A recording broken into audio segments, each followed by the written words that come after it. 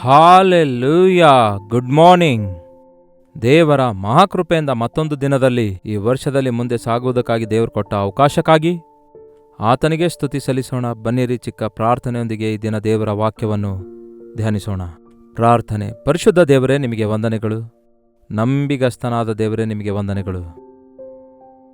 ಸ್ಥಿತಿಗತಿ ಬದಲಾದರೂ, ವರ್ಷಗಳು ಬದಲಾದರೂ ಮಾರ್ಪಡಲಾರದ ದೇವರು ನೀವಾಗಿರೋದ್ರಿಂದ ಎಲ್ಲ ಸ್ಥಿತಿಗಳಲ್ಲಿ ನೀವು ನಮ್ಮನ್ನು ಆದುಕೊಳ್ಳುವ ಕರ್ತನಾಗಿ ಇರುವುದಕ್ಕಾಗಿ ನಿಮಗೆ ವಂದನೆ ಸಲ್ಲಿಸುವುದಕ್ಕೋಸ್ಕರ ಮತ್ತು ನಂಬಿಕೆಯ ಹೋರಾಟದಲ್ಲಿ ಮುಂದೆ ಸಾಗುವ ಹಾಗೆ ಸಹಾಯ ಮಾಡಿರಿ ಎಂದು ಕ್ರಿಸ್ತನ ನಾಮದಲ್ಲಿ ಬೇಡುತ್ತೇನೆ ತಂದೆಯೇ, ಆಮೇನ್.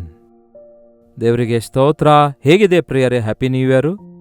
ಬರೀ ಬಾಯಿ ಮಾತಿಗೆ ಹ್ಯಾಪಿ ನ್ಯೂ ಇಯರ್ ಅನ್ನುತ್ತಾ ಇದ್ದೀರಾ? ಆದರೆ ನಾವು ಗಮನಿಸಿ ನೋಡೋದಾದರೆ ಕೆಲವೊಂದು ಜನ ಏನು ಹ್ಯಾಪಿ ನ್ಯೂ ಇಯರ್ ಅಂತ ಹೇಳೋಣ, ಕಳೆದ ವರ್ಷವೇ ಚೆನ್ನಾಗಿತ್ತು, ಈ ವರ್ಷದ ಪ್ರಾರಂಭದಿಂದ ಒಂದಲ್ಲ ಒಂದು ಸಮಸ್ಯೆ ಹೋರಾಟ ನಮಗೆ ಎದುರಾಗ್ತಿದೆ, ಇಲ್ಲವೇ ಹೋರಾಡ್ತಿದ್ದೇವೆ ಎಂಬುದಾಗಿ ಹೇಳುತ್ತಾರಲ್ಲವೇ? ಹೌದಾ?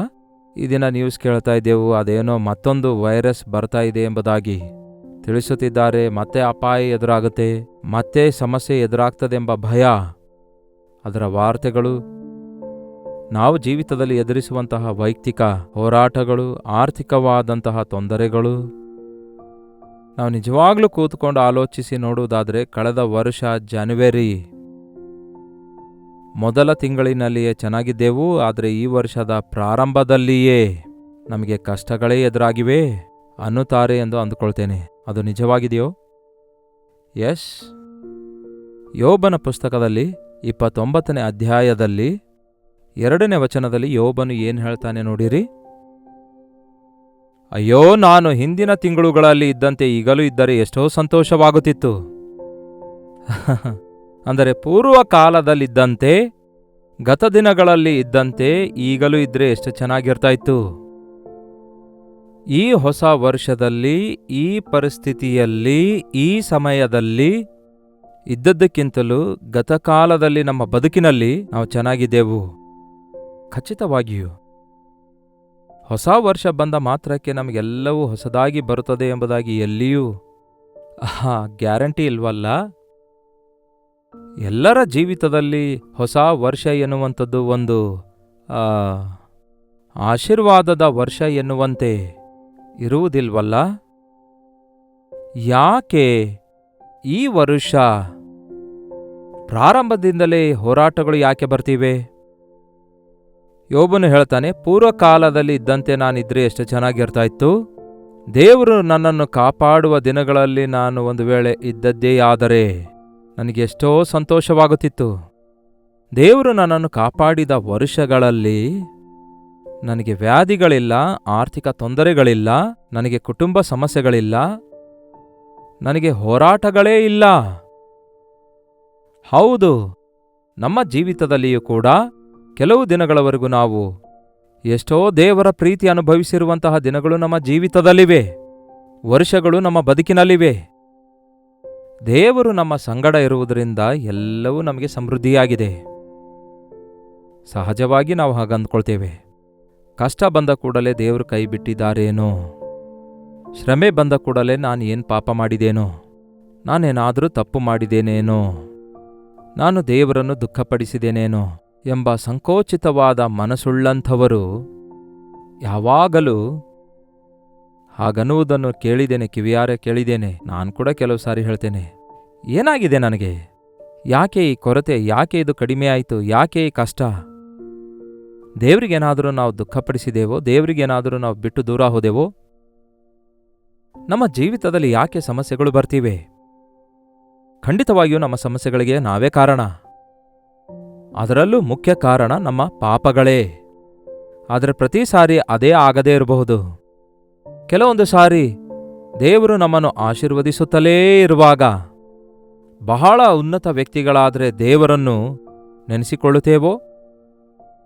ಎಲ್ಲವನ್ನೂ ಕೊಟ್ಟ ದೇವರು ಕೆಲವೊಂದು ಸಾರಿ ನಮಗೆ ಕೆಲವೊಂದು ಪರೀಕ್ಷೆಗಳನ್ನಿಡ್ತಾರೆ, ಹೌದಲ್ಲವೇ? ಮತ್ತೆ ಕಾಲೇಜಿನಲ್ಲಿ ಜಾಯಿನ್ ಮಾಡಿಸಿದಾಗ ನಿಮಗೆ ಒಳ್ಳೆ ವಾಹನಗಳನ್ನು ಕೊಡಿಸ್ತಾರೆ, ಪುಸ್ತಕಗಳನ್ನು ಕೊಡಿಸ್ತಾರೆ, ಯೂನಿಫಾರ್ಮ್ ಕೊಡಿಸ್ತಾರೆ, ನಿಮ್ಮ ಕಾಲೇಜ್ ಫೀಸ್ ಕಟ್ತಾರೆ. ಬಹಳ ಸಂತೋಷದಿಂದ ನಮ್ಮ ಮಗ ಕಾಲೇಜಿನಲ್ಲಿ ಓದುತ್ತಿದ್ದಾನೆ, ಅಮೆರಿಕದಲ್ಲಿ ಓದುತ್ತಿದ್ದಾನೆಂದು ನಿಮ್ಮ ಬಗ್ಗೆ ಜಂಬ ಕೊಚ್ಕೊಂಡು ಹೇಳ್ತಾರೆ. ಹಾಗಾದರೆ ಅಷ್ಟೊಂದು ಮಾಡಿದ ನಿಮಗೆ ಒಂದು ಪರೀಕ್ಷೆ ಇರುತ್ತೆ ಅಲ್ಲವೇ? ನಿಮ್ಮ ಸಾಮರ್ಥ್ಯ ಎಂಥದೆಂದು ನಿಮ್ಮ ಎಕ್ಸಾಮ್ಸ್ನಲ್ಲಿ ನಿಮ್ಮ ಪರ್ಫಾರ್ಮೆನ್ಸ್ ಹೇಗಿದೆ ಎಂದು ಅದರ ಮೇರೆಗೆ ನೀವು ನಿಮ್ಮ ಯೋಗ್ಯತೆಯನ್ನು ಸಂಪಾದಿಸಿಕೊಳ್ತೀರಿ. ಪರೀಕ್ಷೆ ಇಲ್ಲದಿರುವಾಗ ಎಲ್ಲರೂ ಪಾಸಾದವರ ಹಾಗಿರ್ತಾರೆ. ಪರೀಕ್ಷೆ ಬಂದಾಗಲೇ ಫೇಲೋ ಪಾಸೋ ಎಂದು ಗೊತ್ತಾಗ್ತದೆ. ಅದು ಪರೀಕ್ಷೆಗಳನ್ನು ಬರೆಯುವ ವ್ಯಕ್ತಿಗಳಿಗೆ ಮಾತ್ರವಲ್ಲ, ನಮಗೂ ಕೂಡ ಆಧ್ಯಾತ್ಮಿಕ ಪರೀಕ್ಷೆ ಇರುತ್ತೆ. ಆಧ್ಯಾತ್ಮಿಕವಾಗಿ ದೇವರು ನಮ್ಮನ್ನು ಪರಿಶೋಧಿಸಿ ನಮ್ಮ ಅಂತರಂಗದಲ್ಲಿರುವ ನಂಬಿಕೆ ಎಂಥದೆಂದು ಅಪನಂಬಿಕೆ ಎಂಥದೆಂದು ತಿಳಿದುಕೊಳ್ಳಬೇಕೆಂದು ಆಶಿಸುತ್ತಾರೆ. ಯೋಬನ ವಿಷಯದಲ್ಲಿ ಒಂದು ಪರೀಕ್ಷೆ ಬಂದಿದೆ. ಇಲ್ಲಿ ಎಲ್ಲವೂ ಸಮೃದ್ಧಿಯಾಗಿರುವಾಗ ಹಲ್ಲೆಲೂಯಾ ಸ್ತುತಿ ಮಹಿಮೆ ಎಂದು ಹಾಡ್ತಿದ್ದ, ದೇವರಿಗೆ ಸ್ತೋತ್ರ ಅನ್ನುತ್ತಾ ಇದ್ದ. ಅದಕ್ಕೋಸ್ಕರವೇ ಯೋಬನು ನಿನ್ನನ್ನು ಹಿಂಬಾಲಿಸ್ತಿದ್ದಾನೆ. ದೇವರೇ, ಯೋಬನಿಗೆ ನೀನು ಎಲ್ಲ ಕೊಟ್ಟಿದ್ದಕ್ಕೆ ಅವನು ಸ್ತುತಿಸ್ತಿದ್ದಾನೆ ಎಂದು ಸೈತಾನನು ಬಂದು ದೂರುತ್ತಾನೆ. ಇಲ್ಲ, ನನ್ನ ಸೇವಕನಾದ ಯೋಬನು ಅಂಥವನಲ್ಲ, ನೀನು ಬೇಕಾದರೆ ಅವನಿಗೆ ಶೋಧಿಸಿ ನೋಡು ಎಂಬುದಾಗಿ ದೇವರು ಸೈತಾನನಿಗೆ ಪರ್ಮಿಷನ್ ಕೊಟ್ಟರು, ಅನುಮತಿಸಿದ್ರು. ದೇವರು ಅನುಮತಿಸಿದ ಹೊರತು ನಮ್ಮ ಜೀವಿತದಲ್ಲಿ ಏನೂ ಆಗಲ್ಲ ಎಂದು ನಂಬಿರಿ. ಕೇಡಾಗಲಿ ಮೇಲಾಗಲಿ, ಬಾಧೆಯಾಗಲಿ ವೇದನೆಯಾಗಲಿ ಶೋಧನೆಯಾಗಲಿ ಹೋರಾಟಗಳಾಗಲಿ ದೇವರ ಅನುಮತಿಯೊಂದಿಗೆ ದೇವರ ಮಕ್ಕಳಾದ ನಮ್ಮ ಜೀವಿತದಲ್ಲಿ ಕೆಲವೊಂದು ಸಂಭವಿಸ್ತವೆ. ಯಾವ ಮನುಷ್ಯನಿಗೂ ನಮ್ಮ ಮೇಲೆ ಅಧಿಕಾರವಿಲ್ಲ. ನಮ್ಮ ಮೇಲೆ ಸರ್ವಾಧಿಕಾರವುಳ್ಳಾತನು ನಮ್ಮನ್ನು ಪ್ರೀತಿಸಿ ನಮಗಾಗಿ ತನ್ನ ಪ್ರಾಣ ಕೊಟ್ಟಿರುವ ನಮ್ಮ ಯೇಸು ಆಗಿದ್ದಾರೆ. ನೀವು ಅದನ್ನು ನಂಬುವುದಾದರೆ ಕಳವಳಗೊಳ್ಳಲ ಪ್ರಿಯರೇ. ಶೋಧನೆಯಲ್ಲಿ ದೇವರ ಕೃಪೆಯೊಂದಿಗೆ ಜಯ ಹೊಂದುತ್ತೀರಿ. ಆಯಿತು, ಶೋಧಿಸು ಅನ್ನುತ್ತಾರೆ ದೇವರು. ಸೈತಾನ ಶೋಧಿಸ್ತಾನೆ ಪ್ರಿಯರೇ. ನೆನಪಿರಲಿ, ಸೈತಾನನು ಶೋಧಿಸ್ತಾನೆ, ಆದರೆ ದೇವರು ಪರಿಶೋಧಿಸ್ತಾರೆ. ಪರಿಶೋಧಿಸುವುದಕ್ಕಾಗಿ ನಮಗೆ ಪರೀಕ್ಷೆ ಇಡ್ತಾರೆ. ಅಂತಹ ಪರೀಕ್ಷೆಯಲ್ಲಿರುವ ಯೋಬನು ಹೇಳ್ತಾನೆ, ನಾನು ಪೂರ್ವಕಾಲದಲ್ಲಿದ್ದಾಗ ನನಗೆ ಯಾವ ಶೋಧನೆ ಇಲ್ಲ, ಯಾವ ಹೋರಾಟವಿಲ್ಲ. ನನ್ನ ಮಕ್ಕಳೆಲ್ಲರೂ ಅಂದರೆ 10 ಜನ ಮಕ್ಕಳೆಲ್ಲ ಸೇರಿ ಒಳ್ಳೆ ಔತಣ ಮಾಡಿಕೊಳ್ತಿದ್ದಾರೆ. ಸಂತೋಷದಿಂದ ನನ್ನ ಕಣ್ಣು ಮುಂದೆ ಮಕ್ಕಳು ಬೆಳೆಯುತ್ತಿದ್ದಾರಲ್ಲವೇ. ನನ್ನ ಮಕ್ಕಳೊಂದಿಗೆ ಸೇರಿ ನಾನು ಎಷ್ಟೋ ಆನಂದಿಸಿದೆ. ಸಾಕಷ್ಟು ಆಸ್ತಿ ದೇವರು ಕೊಟ್ಟಿದ್ದಾರೆ, ಕೆಲಸಗಾರರನ್ನು ಕೊಟ್ಟಿದ್ದಾರೆ. ಎಲ್ಲವೂ ಚೆನ್ನಾಗಿದೆ, ನನಗೆ ಚೆನ್ನಾಗಿ ಕೊಂಡಾಡುತ್ತಾ ಇದೆ ನನ್ನ ಕುಟುಂಬ. ಅದು ಅವನ ಪೂರ್ವಕಾಲ. ನಾನು ಸಮೃದ್ಧಿಯಿಂದ ಇರುವುದರಿಂದ ನಾನು ದಾನ ಮಾಡ್ತಿದ್ದೆ. ನನಗೆ ಜನರು ಮರ್ಯಾದೆ ಕೊಡ್ತಾ ಇದ್ರು, ಗೌರವ ಕೊಡ್ತಾ ಇದ್ರು. ಹಿರಿಯರೆಲ್ಲರೂ ನನಗೆ ಗೌರವಿಸುತ್ತಾ ಇದ್ರು. ಮಕ್ಕಳೆಲ್ಲರೂ ನನಗೆ ಸನ್ಮಾನಿಸುವುದಕ್ಕೋಸ್ಕರ ಎದ್ದು ನಿಂತುಕೊಳ್ತಾ ಇದ್ರು. ದೇವರು ನನ್ನ ಸಂಗಡ ಇರುವಾಗ ಎಲ್ಲಾ ವಿಷಯಗಳಲ್ಲಿ ನಾನು ಅಭಿವೃದ್ಧಿಯಾದೆ. ಅದಕ್ಕಾಗಿಯೇ ಅಂತಹ ದಿನಗಳಲ್ಲಿ ನಾನಿದ್ದಿದ್ದೆ ಆದರೆ ಚೆನ್ನಾಗಿರ್ತಾ ಇತ್ತು. 4ನೇ ವಚನದಲ್ಲಿ ಹೇಳ್ತಾನೆ, ಆ ದಿನಗಳು ನನ್ನ ಜೀವಮಾನದ ಸುಗ್ಗಿಯ ಕಾಲವು. ದೇವರ ಸ್ನೇಹವು ನನ್ನ ಗುಡಾರವನ್ನು ಆವರಿಸಿಕೊಂಡಿತ್ತು.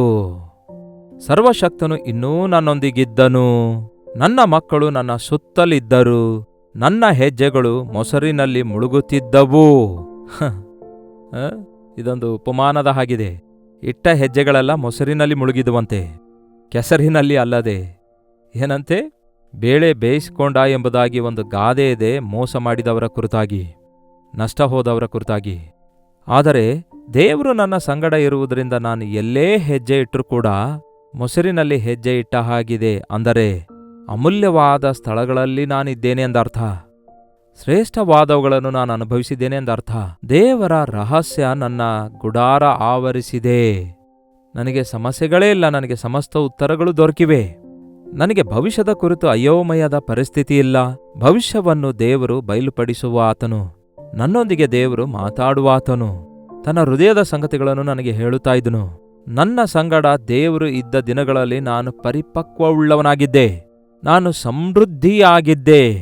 ನಾನು ಸಂತೋಷವಾಗಿದ್ದೆ. ಅಂತಹ ದಿನಗಳಲ್ಲಿ ನಾನಿದ್ದರೆ ಹಿಂದಿನ ದಿನಗಳಲ್ಲಿ ಇದ್ದಂತೆ ಇದ್ದಿದ್ದೇ ಆದರೆ ಎಷ್ಟೋ ಸಂತೋಷವಾಗುತ್ತಿತ್ತು. ಯೌವನಸ್ಥರು ನನ್ನನ್ನು ನೋಡಿ ಹಿಂದಾದರೂ, ವೃದ್ಧರು ಎದ್ದು ನಿಂತರು, ಪ್ರಭುಗಳು ಮೌನವಾಗಿ ಬಾಯಿ ಮೇಲೆ ಕೈಯಿಟ್ಟುಕೊಂಡರು. ಎಲ್ಲರೂ ಯಾವಾಗಲೂ ಗೌರವಿಸಿ ಅವನಿಗೆ ನೋಡಿ ಭಯಪಡ್ತಾ ಇದ್ರು. ಏಕೆಂದರೆ ಅಂಗಲಾಚುವ ಬಡವನನ್ನು, ಸಹಾಯಕನಿಲ್ಲದ ಅನಾಥನನ್ನು ರಕ್ಷಿಸುವವನಾಗಿದ್ದೇನು. ಗತಿಯಿಲ್ಲದವನು ನನ್ನನ್ನು ಹರಿಸುತ್ತಿದ್ದನು. ವಿಧವೆಯ ಹೃದಯವನ್ನು ಉತ್ಸಾಹಗೊಳಿಸುತ್ತಿದ್ದೆನು, ದಾನ ಧರ್ಮ ಮಾಡಿ ಎಲ್ಲರಿಗೂ ಕೊಡುವವನಾಗಿದ್ದನು. ಏನ್ ಪ್ರಿಯರೇ, ಹಿಂದಿನ ಕಾಲದ ಹಾಗಿದ್ರೆ ಎಷ್ಟು ಚೆನ್ನಾಗಿರ್ತಿತ್ತು ಎಂದು ಹೇಳ್ತಾನೆ. ಆಲ್ ಆಫ್ ಅ ಸಡನ್, ಒಂದೇ ದಿನದಲ್ಲಿ, ಒಂದೇ ದಿವಸದಲ್ಲಿ 10 ಮಂದಿ ಮಕ್ಕಳೆಲ್ಲ ಸತ್ರು. ಯಾರಿಗೆ ಗೊತ್ತದು ಜನವರಿ 11ನೇ ತಾರೀಕು 12ನೇ ತಾರೀಕು ಆಗಿತ್ತೋ ಗೊತ್ತಿಲ್ಲ, ಅಥವಾ ನೂತನ ವರ್ಷದ ಪ್ರಾರಂಭವಾಗಿತ್ತೇನೋ ಗೊತ್ತಿಲ್ಲ, ಅದು ಅವನ ಜೀವಿತದಲ್ಲಿ ಮತ್ತೊಂದು ವರ್ಷವಾಗಿತ್ತೇನೋ. ಎಂದೂ ಬರಲಾರ್ದ ಬಾಧೆ, ಎಂದೂ ಉಂಟಾಗಲಾರ್ದ ನಷ್ಟ, ಎಂದಿಗೂ ಬರದ ವೇದನೆ ಬಂತು. ಎಲ್ಲ ಒಂದೇ ದಿನದಲ್ಲಿ ಕಳ್ಕೊಂಡನು. ಮಕ್ಕಳೆಲ್ಲರೂ ಸತ್ರು, ಆಸ್ತಿಯೆಲ್ಲ ಹೊರಟೋಯ್ತು, ಕೊನೆಗೆ ಆರೋಗ್ಯ ಕೂಡ ಹೊರಟೋಯ್ತು. ಬೂದಿಯಲ್ಲಿ ಕೂತ್ಕೊಂಡು ಮಡಿಕೆ ಚಿಪ್ಪಿನಿಂದ ಕೆರ್ಕೊಳ್ತಾ, ಏನಿದು ನನ್ನ ಬದುಕು, ಎಷ್ಟು ಚೆನ್ನಾಗಿ ಬದುಕಿದೆ ನಾನು, ಎಷ್ಟು ಆನಂದವಾಗಿ ಬದುಕಿದೆ ನಾನು, ನನ್ನ ಮಕ್ಕಳೊಂದಿಗೆ ನಾನು ಎಷ್ಟೋ ಆನಂದಿಸಿದೆ, ನನ್ನ ಆಸ್ತಿ ಹೊರಟೋಯ್ತು, ನನ್ನ ಹೆತ್ತ ಮಕ್ಕಳೆಲ್ಲ ಸತ್ರು, ನನ್ನ ಹೆಂಡತಿ ದುಃಖದಿಂದ ತುಂಬಿಕೊಂಡವಳಾಗಿ ನನ್ಮೇಲೆ ಗುಣಗುಟ್ಟುತ್ತಾ ಶೋಧಿಸ್ತಾಳಲ್ಲವೇ, ಇನ್ನು ಸಾಕ್ಬಿಡಯ್ಯ ನಿನ್ನ ಭಕ್ತಿ, ದೇವರನ್ನು ದೂಷಿಸಿ ಆದರೂ ಸಾಯಿ ಅನ್ನುತ್ತಾಳೆ ಅವಳು. ಅಂತಹ ಪರಿಸ್ಥಿತಿಯಲ್ಲಿ ಆ ದಿನಗಳಲ್ಲಿ ಎಷ್ಟು ಚೆನ್ನಾಗಿರ್ತಾ ಇದ್ದೆ ನಾನು. ನನ್ನ ಹೆಂಡತಿ ನನಗೆ ಎಷ್ಟೋ ಗೌರವಿಸ್ತಾ ಇದ್ದಳಲ್ಲವೇ, ನನ್ನ ಮಕ್ಕಳೊಂದಿಗೆ ಎಷ್ಟು ಆನಂದಿಸ್ತಾ ಇದ್ದೇನಲ್ಲವೇ, ನನ್ನ ಸುತ್ತಲಿರುವವರು ನನಗೆಷ್ಟು ಗೌರವಿಸುತ್ತಾ ಇದ್ರು, ನಾನು ಎಷ್ಟೋ ಜನರಿಗೆ ಸಹಾಯ ಮಾಡುವ ಸ್ಥಿತಿಯಲ್ಲಿದ್ದೇನಲ್ಲವೇ. ಈಗ ನಾನು ನಿಸ್ಸಹಾಯಕನಾದೇನಲ್ಲವೇ, ಎಲ್ಲರಿಗೂ ಕೊಡುವ ಸ್ಥಿತಿಯಲ್ಲಿದ್ದಂತಹ ನಾನು ಈಗ ದಿಕ್ಕಿಲ್ಲದವನಾಗಿದ್ದೇನಲ್ಲವೇ. ನಾನು ಮಡಿಕೆ ಚಿಪ್ಪು ತಕ್ಕೊಂಡು ನನ್ನನ್ನು ನಾನು ಕೆರ್ಕೊಳ್ತಾ ಇದ್ದೇನಲ್ಲವೇ, ನನ್ನನ್ನು ಆಧರಿಸುವಂಥವರು ನನ್ನ ಪಕ್ಕ ಯಾರೂ ಇಲ್ವಲ್ಲ, ನನಗೆ ಸಹಾಯ ಮಾಡುವವರೂ ಇಲ್ಲ. 2-3 ಸ್ನೇಹಿತರಿದ್ರೆ ಕೊನೆಗೆ ಅವರೂ ಪಕ್ಕದಲ್ಲಿ ಬಂದು ಕೂತ್ಕೊಂಡು ನನ್ನನ್ನು ಮಾತಿನಿಂದ ವೇದನೆಗೊಳಿಸ್ತಿದ್ದಾರೆ. ನನ್ನ ಬಾಧೆ ಯಾರಿಗೆ ಹೇಳಿಕೊಳ್ಬೇಕು? ಪೂರ್ವ ದಿನಗಳಲ್ಲಿಯೇ ನಾನು ಚೆನ್ನಾಗಿದ್ದೆ, ಅವಾಗ ದೇವರು ನನ್ನ ಸಂಗಡ ಇದ್ರು. ಈಗ ದೇವರು ನನ್ನನ್ನು ಬಿಟ್ಟು ಬಿಟ್ಟಿದ್ದಾರೆ. ದೇವರನ್ನು ಬಿಟ್ಟವರಿಗೆ ಶ್ರಮೆಗಳು ಸಂಭವಿಸುತ್ತವಲ್ಲವೇ. ನಾನು ಶ್ರಮೆಯಲ್ಲಿರುವುದಾದರೆ ದೇವರ ಸನ್ನಿಧಿಯನ್ನು ಕಳೆದುಕೊಂಡಿದ್ದೇನೇನೋ. ಆಗ ದೇವರು ಏನೇ ಮಾಡಿದ್ರು ನನಗೆ ಹೇಳ್ತಾ ಇದ್ರು, ನನಗೆ ಅರ್ಥವಾಗ್ತಿತ್ತು, ಆತನ ರಹಸ್ಯಗಳೆಲ್ಲ ನನ್ನ ಗುಡಾರದಲ್ಲಿಯೇ ಇರ್ತಾ ಇದ್ವು. ಈಗ ದೇವರು ನನಗೆ ಯಾಕೆ ಶೋಧಿಸ್ತಿದ್ದಾರೆಂದು ನನಗೆ ಅರ್ಥವಾಗ್ತಿಲ್ಲ, ನನಗೆ ಯಾಕೆ ಇಂತಹ ಪರಿಸ್ಥಿತಿ ಬಂದಿವೆ ಎಂದು ನನಗೆ ಅರ್ಥವಾಗ್ತಿಲ್ಲ. ನಾನು ಯಾವ ತಪ್ಪು ಮಾಡಿದ್ದೇನೆ? ದೇವರು ನನ್ನನ್ನು ಪರೀಕ್ಷಿಸುತ್ತಿದ್ದಾರೋ, ಪರಿಶೋಧಿಸುತ್ತಿದ್ದಾರೋ, ಶಿಕ್ಷಿಸುತ್ತಿದ್ದಾರೋ, ದಂಡಿಸುತ್ತಿದ್ದಾರೋ ಎಂಬ ಅಯೋಮಯದ ಪರಿಸ್ಥಿತಿಯಲ್ಲಿ ಕುಗ್ಗಿ ಹೋಗ್ತಾ ಇದ್ದ. ಈ ಹೊಸ ವರ್ಷದಲ್ಲಿ ಪ್ರವೇಶಿಸಿದಂತಹ ನಮ್ಮಲ್ಲಿ ಬಹಳಷ್ಟು ಜನ ಅಂತಹ ಪರಿಸ್ಥಿತಿಯಲ್ಲಿದ್ದಾರೆ ಎಂದು ಹೇಳಲು ಸಂದೇಹವೇ ಇಲ್ಲ. ಬಹುಶಃ ನೀವು ಹಾಗಿಲ್ಲದೇ ಇರಬಹುದು. 1ನೇ ತಾರೀಕಿಗೆ ಮರಣ ಹೊಂದಿದವರು ಎಷ್ಟೋ ಜನರಿದ್ದಾರೆ. ಅವರ ಮನೆಯಲ್ಲೆಲ್ಲ ವೇದನೆ ಇದ್ದಿರುತ್ತೆ. ಈ ಒಂದು 10, 11, 12 ದಿನಗಳಲ್ಲಿ, ಈ ವರ್ಷದ ಮೊದಲ ತಿಂಗಳಿನಲ್ಲಿ ಅಪೇಕ್ಷಿಸಿದ ಸಮಸ್ಯೆಗಳು ಅಥವಾ ಹಾಸ್ಪಿಟಲ್ ಪಾಲಾಗೋದು, ಅನಾರೋಗ್ಯ ಪಾಲಾಗೋದು, ಅಂದುಕೊಳ್ಳಲಾರದ ರೀತಿಯಲ್ಲಿ ಶತ್ರುತ್ವಗಳು ಹುಟ್ಟುವುದು, ನಷ್ಟ ಉಂಟಾಗುವುದು, ಭಯಭೀತಿಯಿಂದ ಕೂಡಿದ ಸಮಾಚಾರ ಕೇಳುವುದು, ಒಂಥರ ಭವಿಷ್ಯದ ಕುರಿತಾದ ಅಯೋಮಯ ಪರಿಸ್ಥಿತಿ ಉಂಟಾಗುವಂಥದ್ದು ನಮ್ಮಲ್ಲಿ ಬಹಳಷ್ಟು ಜನ ಬಹುಶಃ ಅನುಭವಿಸ್ತಿರಬಹುದು. ಅದಕ್ಕೆ ಬಹುಶಃ ಅಂದುಕೊಳ್ತಿರಬಹುದು, ಕಳೆದ ವರ್ಷವೇ ಚೆನ್ನಾಗಿತ್ತೆಂದು, ಗತಕಾಲದಲ್ಲಿಯೇ ಚೆನ್ನಾಗಿದ್ದೇವೆಂದು. ಆ ದಿನಗಳಲ್ಲಿ ದೇವರು ನಮ್ಮ ಸಂಗಡ ಇದ್ರು, ಈಗ ನಮ್ಮ ಸಂಗಡ ಇಲ್ಲವೇನೋ, ದೇವರ ಸಹಾಯ ನಮಗಿಲ್ಲವೇನೋ ಎಂಬುದಾಗಿ ಮನನೊಂದಿಕೊಳ್ತಿರಬಹುದು. ದೇವರು ಏನ್ ಮಾಡಿದರೂ ನಮ್ಮ ಒಳ್ಳೆಯದಕ್ಕಾಗಿಯೇ ಮಾಡ್ತಾರೆ. ಯಾಕೆ ಯೋಬನಿಗೆ ಕಷ್ಟದ ಪಾಲು ಮಾಡ್ತಾರೆ ಗೊತ್ತಾ? ಯಾಕೆ ದೇವರು ಯೋಬನ ಹತ್ತಿರ ಇರುವ ಎಲ್ಲವನ್ನೂ ತೆಗೆದುಹಾಕ್ತಾರೆ ಗೊತ್ತಾ? ಹೇಳ್ತೇನೆ ಕೇಳ್ರಿ. ಹೊಸದನ್ನು ಕೊಡುವುದಕ್ಕಾಗಿ, 2 ಪಟ್ಟು ಕೊಡುವುದಕ್ಕಾಗಿ, ಮತ್ತಷ್ಟು ಉನ್ನತ ಸ್ಥಿತಿಗೆ ಅವನನ್ನು ಕೊಂಡೊಯ್ಯುವುದಕ್ಕಾಗಿ. ಆತನು ನನ್ನನ್ನು ಶೋಧಿಸಿದ ನಂತರ ನಾನು ಒಳ್ಳೆ ಸುವರ್ಣದಂತೆ ಹೊರಬಂದೆನು. ಗತಕಾಲದ ಭಕ್ತಿಗಿಂತಲೂ ನಿಮ್ಮ ಭಕ್ತಿ ಈ ವರ್ಷ ಶ್ರೇಷ್ಠವಾಗಬೇಕೆಂದು, ಕಳೆದ ವರ್ಷಗಳಲ್ಲಿದ್ದಂತಹ ನಿಮ್ಮ ನಂಬಿಕೆ ಈ ವರ್ಷ ಮತ್ತಷ್ಟು ಹೆಚ್ಚು ವೃದ್ಧಿ ಹೊಂದಬೇಕೆಂದು, ಕಳೆದ ವರ್ಷ ದೇವರ ಮೇಲೆ ನೀವಿಟ್ಟಂತಹ ನಂಬಿಕೆಗಿಂತ ನೀವು ಈ ವರ್ಷ ಮತ್ತಷ್ಟು ಹೆಚ್ಚು ನಂಬಿಕೆಯುಳ್ಳವರಾಗಿರಬೇಕೆಂದು. ದೇವರು ಎಂದಿಗೂ ಕೇಡುಂಟು ಮಾಡುವ ಆತನಲ್ಲ, ಆತನು ಒಳ್ಳೆಯದನ್ನೇ ಮಾಡುವ ಆತನಾಗಿದ್ದಾನೆ. ಅದನ್ನು ನಿಮ್ಮ ಬದುಕಿನಲ್ಲಿ ನಿರೂಪಿಸಬೇಕೆಂದು ದೇವರೇ ನಿಮ್ಮನ್ನು ಕೆಲವು ಶೋಧನೆಗಳನ್ನು, ಕೆಲವೊಂದು ಹೋರಾಟಗಳನ್ನು ಹಾದು ಹೋಗುವಂತೆ ಮಾಡ್ತಿದ್ದಾರೆ. ದಿಗಿಲು ಪಡಬೇಡಿ, ಭಯಪಡಬೇಡಿ. ದೇವರನ್ನು ಬಿಟ್ಟು ಬಿಡಬೇಡಿರಿ, ದೇವರನ್ನು ದೂಷಿಸಬೇಡಿರಿ, ನಿಂತು ಹೋಗಬೇಡಿರಿ, ಮುಂದಕ್ಕೆ ಸಾಗಿರಿ. 2 ಪಟ್ಟು ಆಶೀರ್ವಾದ, ಅತ್ಯಧಿಕವಾದ ಆಶೀರ್ವಾದ. ದೇವರು ನಿಮಗೆ ಮುಂಚೆ ಇದ್ದ ಸ್ಥಿತಿಗಿಂತಲೂ ಮತ್ತಷ್ಟು ಉನ್ನತವಾದ ಸ್ಥಿತಿಗೆ ನಿಮ್ಮನ್ನು ಕೊಂಡೊಯ್ತಾರೆ. ಎಲ್ಲಿ ನಿಮಗೆ ನಾಚಿಕೆಯಾಗಿದೆಯೋ, ಎಲ್ಲಿ ನೀವು ಅವಮಾನದ ಪಾಲಾಗಿದ್ದೀರೋ, ಎಲ್ಲಿ ನೀವು ತಲೆ ಬಾಗಿಸಿಕೊಳ್ಳಬೇಕಾಗ್ತಿದೆಯೋ, ಅಲ್ಲಿಯೇ ನಿಮ್ಮ ತಲೆ ಎತ್ತುವ ಆತನಾಗಿದ್ದಾನೆ. 2 ಪಟ್ಟು ಘನತೆ ನಿಮಗೆ ಕೊಡ್ತೇನೆ ಅನ್ನುತ್ತಾ ಇದ್ದಾರೆ. ಇದನ್ನು ನಂಬಿರಿ. ಈ ವರ್ಷ ನಿಮಗೆ ಚಿಂತೆಯ ವರ್ಷವೇ ಅಲ್ಲ, ನಿಮ್ಮನ್ನು ಡಿಪ್ರೆಷನ್ಗೆ ಕೊಂಡೊಯ್ಯುವ ವರ್ಷವೇ ಅಲ್ಲ, ನಿಮ್ಮನ್ನು ಕೆಳಗೆ ಬೀಳಿಸುವ ವರ್ಷವೇ ಅಲ್ಲ, ನಿಮ್ಮನ್ನು ಇರುವ ಪರಿಸ್ಥಿತಿಗಿಂತಲೂ 2 ಪಟ್ಟು ಹೆಚ್ಚಿಸುವ ವರ್ಷವಾಗಿದೆ. ಹಾಲೆಲೂಯಾ! ಇದನ್ನು ನಂಬಿರಿ, ಆಗಲೇ ದೇವರ ಕಾರ್ಯಗಳನ್ನು ಕಾಣುವಿರಿ. ಆತನು ತಕ್ಕ ಸಮಯದಲ್ಲಿ ಸಮಸ್ತವನ್ನು ಸರಿಪಡಿಸುತ್ತಾನೆ. ಅಲ್ಲಿಯವರೆಗೂ ನೀವು ಕಾದುಕೊಂಡಿರಿ, ನಂಬಿಕೆ ಇಡಿರಿ, ಹೋರಾಡಿರಿ. ಅಷ್ಟು ಮಾತ್ರವಲ್ಲ, ದೇವರಲ್ಲಿ ಆನಂದಿಸಿರಿ. ಯೆಹೋವನೇ ಕೊಟ್ಟನು, ಯೆಹೋವನೇ ತೆಗೆದುಕೊಂಡನು. ನನಗಿರುವವುಗಳೆಲ್ಲ ಆತನು ಕೊಟ್ಟವುಗಳಾಗಿವೆ. ಆತನು ತೆಗೆದುಕೊಳ್ಳುವುದಾದರೆ ಯಾವತ್ತಿಗೂ ಕೂಡ ದೇವರು ನನಗೆ ಅನ್ಯಾಯ ಮಾಡುವುದಿಲ್ಲ. ಆತನು ನನ್ನ ಬಳಿಯಿಂದ ಏನಾದರೂ ತೆಗೆದುಹಾಕುವುದಾದರೆ ನನಗೆ ಮತ್ತಷ್ಟು ಹೆಚ್ಚು ಕೊಡ್ತಾರೆ, 2 ಪಟ್ಟಿನಷ್ಟು ಕೊಡ್ತಾರೆ, ಸಮೃದ್ಧಿಯಾಗಿ ಕೊಡ್ತಾರೆ ಎಂದು ನಂಬೋಣ. ಯಸ್, ಈ ವರ್ಷ ಡಬಲ್ ಬ್ಲೆಸ್ಸಿಂಗ್ಸ್ ನಿಮ್ಮ ಜೀವಿತದಲ್ಲಿ ದೇವರು ಕೊಡಬೇಕೆಂದು ಆಶಿಸುತ್ತಿದ್ದಾರೆ. ಅದಕ್ಕೆ ನಿಮ್ಮನ್ನು ಟೆಸ್ಟ್ ಮಾಡ್ತಿದ್ದಾರೆ. ಈ ಶೋಧನೆಯಲ್ಲಿ ನೀವು ನಿಲ್ಲುವುದಾದರೆ ಅದ್ಭುತವಾದ ಸಾಕ್ಷಿಯನ್ನು ನಾವು ಹೊಂದಿಕೊಳ್ತೇವೆ. ಪ್ರಾರ್ಥನೆ. ಪರಿಶುದ್ಧ ದೇವರೇ, ನಿಮಗೆ ವಂದನೆಗಳು. ನಂಬಿಗಸ್ತನಾದ ದೇವರೇ, ನಿಮಗೆ ವಂದನೆಗಳು. ಮೇಲನ್ನೇ ಹೊರತು ಕೇಡು ಮಾಡುವ ದೇವರು ನೀವಲ್ಲ. ನಮ್ಮ ಜೀವಿತದಲ್ಲಿ ನಾವು ಎದುರಿಸುವ ಸಣ್ಣ ಸಣ್ಣ ಹೋರಾಟಗಳು, ಕಷ್ಟಗಳು, ಶೋಧನೆಗಳು ಕೇವಲ ನಿಮ್ಮ ಅನುಮತಿಯಿಂದಲೇ ಬರುತ್ತಿವೆ ಎಂದು ನಾವು ನಂಬುತ್ತೇವೆ.